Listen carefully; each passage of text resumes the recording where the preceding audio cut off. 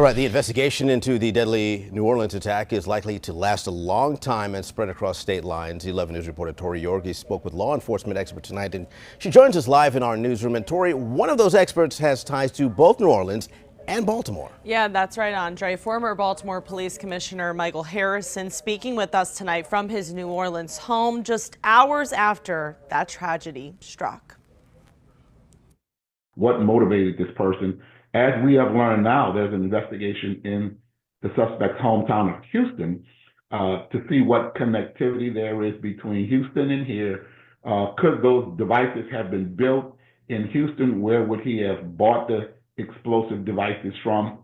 Any planning that would have gone into it? Questions former Baltimore Police Commissioner and New Orleans Police Superintendent Michael Harrison says investigators are working to answer following the deadly New Orleans attack this New Year's Day that the FBI is investigating as an act of terrorism. The crime scene extends to different parts of the city. Now it's connected to a house in Houston, an Airbnb on the backside of the French Quarter, where we believe this person had stayed for a while before turning this truck on Suburban Street. Who was the assailant speaking to? Did he have help? Who financed it? Where does money come from?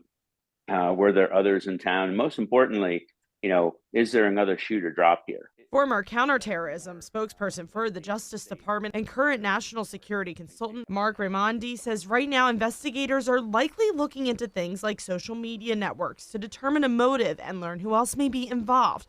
The FBI believes the suspect, Shamsuddin Jabbar, was not acting alone. They're also looking into things like the phone, the internet history. I would imagine there's a number of search warrants being signed by judges for agents to begin searching any residences or storage units. Today, 11 News heard briefly from current Baltimore Police Commissioner Richard Wardley, who says BPD is well prepared for anything that may come their way. We approach these events like they are major events every time, and we try to figure out what worst case scenario. That's our job, is to make sure people are safe, and we want people to come here and be safe and not have to worry about their safety.